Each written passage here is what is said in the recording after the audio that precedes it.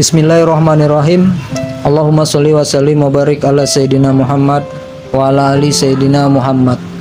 Dalam Sirah Nabawiyah dikisahkan bahwa Nabi Muhammad SAW sebelum beliau menikah dengan Siti Khadijah radhiyallahu anha dan sebelum beliau diangkat menjadi nabi, Nabi Muhammad SAW pernah melamar seorang wanita bernama Fakhitah.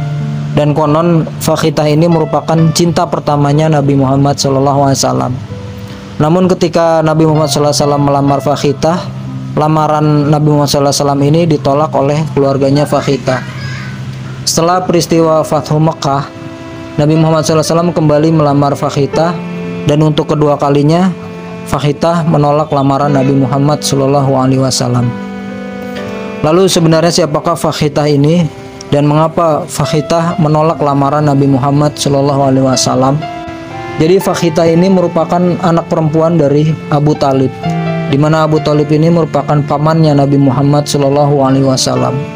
Jadi antara Fakhitah dan Nabi Muhammad SAW masih ada hubungan kekerabatan, yaitu Fakhitah ini merupakan sepupunya Nabi Muhammad SAW. Jadi Abu Talib ini dia memiliki beberapa anak, diantaranya adalah Fakhitah binti Abi Thalib, Ja'far bin Abi Thalib, Ali bin Abi Thalib, dan Aqil bin Abi Thalib. Jadi Fakhitah ini merupakan anak perempuannya Abu Thalib, dan dia juga merupakan kakaknya dari Ali bin Abi Thalib yang merupakan khalifah keempat kaum muslimin. Seperti kita ketahui bahwa Nabi Muhammad SAW sejak kecil dia merupakan yatim piatu. Dan pada waktu Nabi Muhammad SAW masih kecil, dia dirawat oleh kakeknya Abdul Muthalib. Dan setelah Abdul Muthalib meninggal, Nabi Muhammad SAW dititipkan kepada pamannya, yaitu Abu Thalib. Abu Thalib meskipun dalam keadaan miskin dan dia juga memiliki beberapa anak, namun dia tetap merawat dan mengasuh Nabi Muhammad SAW dengan penuh kasih sayang hingga Nabi Muhammad SAW dewasa.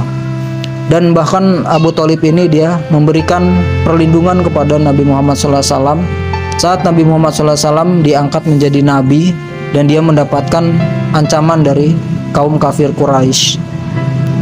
Sejak kecil Nabi Muhammad SAW selalu hidup bersama dengan anak-anaknya Abu Thalib, juga termasuk dengan Fakhitah. Ketika beranjak remaja, muncul benih-benih cinta dalam diri Nabi Muhammad SAW kepada Fakhitah.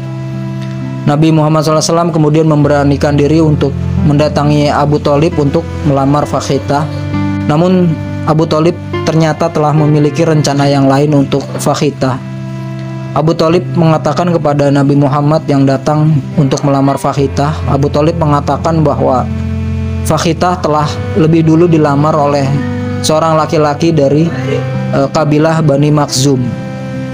Jadi Nabi Muhammad SAW, Abu Thalib dan juga kerabat-kerabatnya yang lain ini merupakan berasal dari kabilah Bani Hashim, dan Fakhitah ini dia telah dilamar oleh seorang laki-laki dari kabilah Bani Makhzum. Laki-laki yang melamar Fakhitah ini bernama Hubairah. Jadi Hubairah ini berasal dari kabilah Bani Makhzum. Dia juga berasal dari keluarga yang terpandang, keluarga yang kaya, dan Hubairah ini dikenal sebagai seorang laki-laki yang pandai membuat syair. Abu Thalib juga mengatakan kepada Nabi Muhammad SAW bahwa sejak dahulu kabilah Bani Hashim ini telah sering menikahi gadis-gadis dari kabilah Bani Makhzum. Dan saat ini ketika ada laki-laki dari kabilah Bani Makhzum yang melamar gadis dari kabilah Bani Hashim, maka Abu Thalib tidak kuasa untuk menolak lamaran tersebut demi untuk menjaga hubungan baik antara Bani Hashim dan Bani Makhzum. Dan pada waktu itu Bani Makhzum merupakan salah satu kabilah yang sedang naik daun, sehingga Bani Makhzum ini menjadi kabilah yang besar, kabilah yang terpandang, dan mereka memiliki posisi yang sangat penting di Arab. Sementara Bani Hashim ini merupakan kabilah yang sedang mengalami penurunan. Tradisi Arab pada waktu itu, kabilah-kabilah yang kecil ini dia harus menghormati, harus memandang kabilah yang lebih besar. Abu Thalib juga mengatakan kepada Nabi Muhammad SAW bahwa lamaran dari Hubairah dari Bani Makhzum ini dimaksudkan untuk menjalin hubungan yang baik dengan kabilah Bani Makhzum. Dan Abu Thalib kemudian dia mengatakan bahwa orang-orang mulia hanya pantas menjalin kekerabatan dengan orang-orang yang mulia juga. Mendengar penjelasan dari Abu Thalib, Nabi Muhammad SAW mengerti bahwa penjelasan tersebut merupakan kata-kata yang sopan, kata-kata yang halus untuk menolak lamaran Nabi Muhammad SAW terhadap Fakhitah. Meskipun lamaran Nabi Muhammad SAW ditolak oleh Abu Thalib, namun Nabi Muhammad SAW tetap menjalin hubungan yang baik dengan Abu Thalib, tetap menghormati Abu Thalib, pamannya yang telah merawat dia dari kecil. Dan akhirnya Fakhitah pun menikah dengan Hubairah, dan dari pernikahan mereka lahirlah sebanyak 7 orang anak, dan salah satu dari anak mereka bernama Hani binti Hubairah, sehingga Fakhitah ini pun dikenal dengan panggilan Ummu Hani karena dia punya anak, salah satu anaknya itu bernama Hani binti Hubairah. Meskipun Nabi Muhammad SAW tidak berjodoh dengan cinta pertamanya yaitu Fakhitah, namun Allah Subhanahu wa Ta'ala mempertemukan Nabi Muhammad SAW dengan seorang wanita yang jauh lebih baik, yaitu Siti Khadijah radhiyallahu anha, yang akhirnya Siti Khadijah ini menjadi istri pertamanya Nabi Muhammad SAW dan juga menjadi cinta sejatinya Nabi Muhammad SAW. Jadi jika cinta pertamanya Nabi Muhammad SAW itu adalah Fakhitah, maka cinta sejatinya Nabi Muhammad SAW adalah Siti Khadijah. Karena Siti Khadijah ini dia merupakan wanita yang sangat terpandang, dia juga wanita yang cantik dan kaya raya. Namun setelah dia menikah dengan Nabi Muhammad SAW, Siti Khadijah mengorbankan seluruh harta kekayaannya untuk membantu perjuangan dakwah Nabi Muhammad SAW. Dan Siti Khadijah ini pun dia tetap setia menjadi istrinya Nabi Muhammad SAW hingga Siti Khadijah meninggal dunia. Ketika Siti Khadijah meninggal dunia, Nabi Muhammad SAW ini sangat sedih, dan kesedihannya Nabi Muhammad SAW ini juga ditambah dengan menyusulnya pamannya Abu Thalib yang juga meninggal dunia, sehingga pada masa itu dinamakan dengan masa kesedihan atau tahun kesedihan atau Amul Hazni, tahun kesedihannya Nabi Muhammad SAW, karena Nabi Muhammad SAW merasa sedih karena dia ditinggalkan oleh 2 orang yang sangat dia sayangi. Dan di samping itu juga pada saat itu kaum muslimin sedang berada dalam tekanan yang besar dari orang-orang kafir Quraisy. Dalam kesedihan yang sangat mendalam itu Nabi Muhammad SAW dia istirahat di rumahnya Fakhitah, dan di rumahnya Fakhitah Nabi Muhammad SAW bermunajat kepada Allah Subhanahu wa Ta'ala, hingga datanglah Jibril yang mengajak Nabi Muhammad SAW untuk melakukan perjalanan Isra dan Mi'raj, yaitu perjalanan dari Mekah ke Yerusalem, dan dari Yerusalem Nabi Muhammad SAW dibawa ke Sidratul Muntaha. Setelah peristiwa Isra Mi'raj ini, banyak orang-orang yang tidak percaya dengan peristiwa tersebut. Banyak orang yang meragukan kisah Nabi Muhammad SAW yang menceritakan perjalanan dia dalam satu malam. Dia melakukan perjalanan dari Mekah ke Yerusalem, kemudian dari Yerusalem Nabi Muhammad SAW dibawa ke Sidratul Muntaha. Hanya sedikit saja yang tanpa ragu dia meyakini peristiwa tersebut, dan salah satunya adalah Fakhitah. Walaupun pada waktu itu Fakhitah ini belum masuk Islam, tapi dia percaya sepenuhnya dengan peristiwa yang dialami oleh Nabi Muhammad SAW. Sehingga tempatnya, rumahnya Fakhitah ini dan juga Fakhitah ini menjadi saksi peristiwa penting, yaitu peristiwa Isra Mi'raj. Saat kaum muslimin memperoleh kemenangan, panji-panji Islam berkibar, dan kaum muslimin berhasil menaklukkan kota Mekah dalam peristiwa Fathu Mekah. Pada saat itu kaum muslimin berhasil menguasai kota Mekah, dan akhirnya banyak orang-orang kafir Quraisy yang berbondong-bondong untuk masuk ke dalam agama Islam. Banyak orang-orang Arab yang akhirnya mereka memeluk agama Islam, dan juga termasuk Fakhitah. Jadi Fakhitah ini dia baru masuk Islam ketika peristiwa Fathu Mekah.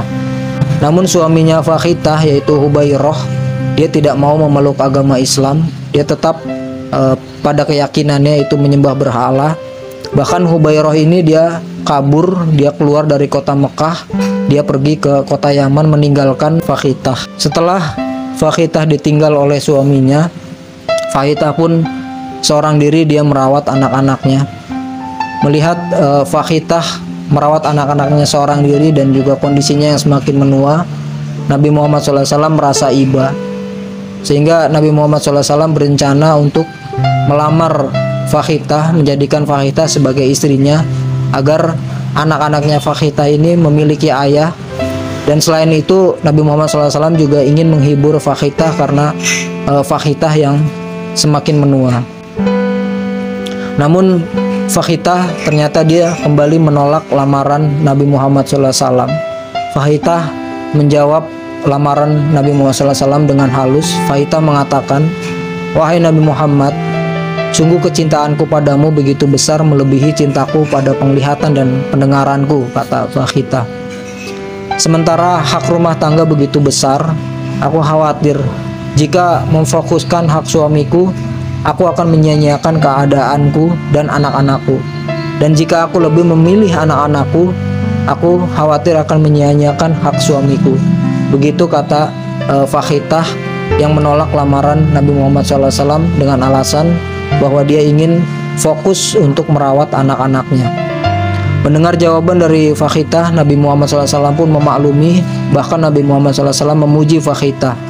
Nabi Muhammad SAW bersabda, "Sesungguhnya sebaik-baiknya perempuan penunggang unta adalah perempuan suku Quraisy. Mereka memiliki sifat lemah lembut pada anak-anaknya dan mereka pandai menjaga harta suaminya." Setelah Fakhitah masuk Islam, Fakhitah ini dia menjadi muslimah yang sangat taat. Dia juga sering membantu Nabi Muhammad SAW dalam menyebarkan agama Islam dan mengajarkan agama Islam kepada kaum muslimah. Dan Fakhitah ini juga dia menjadi simbol kesetaraan wanita di zaman Nabi Muhammad SAW, di mana Nabi Muhammad SAW dan kaum muslimin sering sekali meminta pendapat, sering sekali meminta saran kepada Fakhitah mengenai berbagai persoalan yang dihadapi kaum muslimin.